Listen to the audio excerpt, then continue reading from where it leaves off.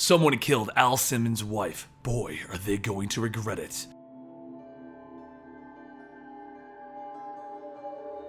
Welcome to the Complete Story series, where I take trade paperbacks and single issues, and I break them down into digestible bites to help you understand. Then I read it dramatically back to you. All alterations to the panels, text, and images are to prevent copyright problems, and all art is owned by its respective companies. This story is for the ongoing resurrection of Al Simmons as Spawn, but it's very long and still ongoing, so we're going to be breaking it up into pieces. Also, just like our Spidey series, we are combining 2 issues into one since these are individual stories and they're kind of short. For those wondering why this took so long, it's simple. I consider our channel a family-friendly channel, and this isn't really a family-friendly story. But due to the sheer amount of requests we're getting for it, I'm going to be altering it to make it family-friendly. But I'm telling you right now, if you want to buy these, remember, they are mature. 5 years ago, Al Simmons removed himself to a state of limbo by means of suicide. But God, in an attempt to bring Al back to the game board, went into limbo and informed him that the demons got a hold of his wife. They killed her, and they took her soul. She then informed Al that everything that had happened to him, even his suicide, was a carefully calculated maneuver, and gave him the option to return to Earth. Al chose to come back and find out who killed his wife, and even got a little help from God in the form of God's sword. He started his hunt by walking over to the street where the riot happened, the one where his wife was killed, and he asks the locals about it, but they don't give him anything worth it. It's then that Al sees the dog that looks like the form that God used in Limbo to talk to Al. Al chases after them and into an alley, and the man introduces himself as Mike, and he was sent by God. Al grabs him by the shirt and demands to know who took Wanda's soul, but Mike has no idea. He was never supposed to know. He does know that Wanda is safe for now, with God's protection in hell, but that protection is eroding and it won't last forever. Then Mike gives Al a folder with some money and contacts in case he can't find Mike again. At that moment, the police arrive and Mike warns Al, "Those aren't the police." "Then show me your true faces. It's been a while since I was in a good fight," Al tells them, as he begins to let the Spawn symbiote take over. The police change into their true forms, and they charge at Spawn, and he begins to drop the demons easily, telling them that they better pray that they had nothing to do with his wife's death. As one of them comes in, he informs Spawn that they have nothing to do with it, because they would have done much worse to his whore wife. And Spawn is furious. "What did you call her? What did you say? Your whore and your baby are ours!" He then summons God's sword, and he cuts the demons in half, tearing them apart. Hellfire is burning around him, and he takes them all out until only 2 remain. "I'm done playing," Spawn tells them. "Where's my wife?" The demon police slip about their master, and Spawn demands to know if maybe their master knows where she is. Using his cape, he then begins to torture one of the demons, demanding to know the name of their master. And he finally gets it. Belial. With the demons gone, Spawn changes back and he heads over to Mike's apartment, wanting to know what he is. And Mike explains that he is a messenger,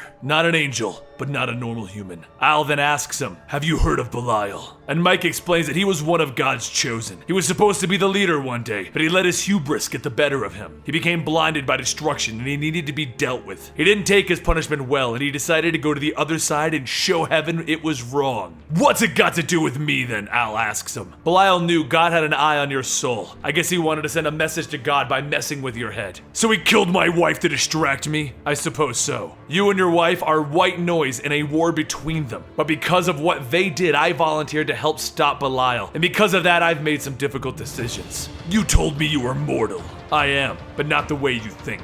I had to give up something important to me." "What? What did you give up?" Then Al sees Mike's true appearance as Michael, the Archangel in the mirror. "Everything! I gave up everything, Al!" From a tree in the middle of nowhere, Spawn is being hung, and looking at him are all of the innocents that Al Simmons killed in his lifetime. Then, he wakes up in a cold sweat. Meanwhile, deep down in hell, his wife is in a cabin, the only protection that God has been able to give her, holding her child while the demons are banging on the door. The demons claim that they are her husband's friends, but she doesn't believe them. She asks them, "What is her husband's name?" And they respond with, "Al Simmons." And she asks them, "What is her name?" And they go silent. Then they proceed to bang on the door, demanding that she let them in. And they inform her that they intend to devour her soul and the soul of her child for what Al Simmons did to the unholy trinity. Then as the child begins to cry, she tells him, "Hush, Back on Earth, Mike informs Al that he just got an email from God. It contains something about staying on the path and the unholy trinity, and Mike digs through the email looking for Al's first mission. When he sees it, he simply says, "Oh,"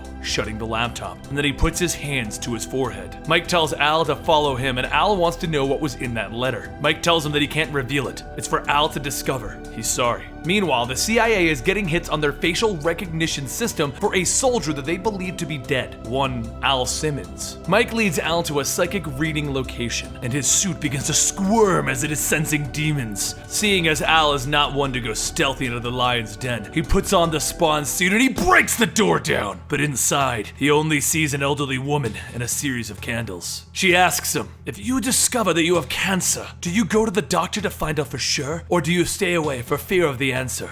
"I go to the doctor." "Then I have bad news for you. You killed a lot of people in the name of your country. A typical misguided American soldier." "I don't have time for luxury. Now where are my wife and child?" Spawn shouts at her, and in a crack of lightning, she moves the two of them. Spawn sees himself in a destroyed town, looking down at his own handiwork from when he was a human, and then he looks over to see one of the men whose life that he took, and his own unit puts a bag over his head and drags him off. They continue to beat on him, and he tells them to stop. "It's a misunderstanding." And eventually, the bag is pulled off his head, and the man that he killed as a human is standing in front of him with a gun. "I ran a fruit and vegetable stand, Mr. Simmons, but you all needed a scapegoat, didn't you? So I was chosen." "You had a bomb on you." "You always knew the truth, didn't you, Mr. Simmons? The man that set the bomb off all of those years ago was your interpreter." Then he shoots Spawn in the head. And Spawn remembers another time, when the local police needed a scapegoat, so Simmons turned over a suspected drug dealer. He knew the local police were gonna bring the man down the street and shoot him, but he didn't care. Or how when his CIA secretary was a suspected traitor giving secrets to the Russians, Mr. Simmons knew it was a ploy to just get rid of her as she was sleeping with the senator and he wanted her out of the way. Everything was just to cover people's tracks. And you never asked why, did you, Mr. Simmons? Then in a flash, Spawn finds himself standing in front of the fortune teller again, and he remembers her, the Colombian grandmother whose grandson he killed, and he realizes she isn't a demon. None of the people that he's seen are. So she informs him, "You're right, and you carry all of the souls of the innocents around with you always, because they are bound to you.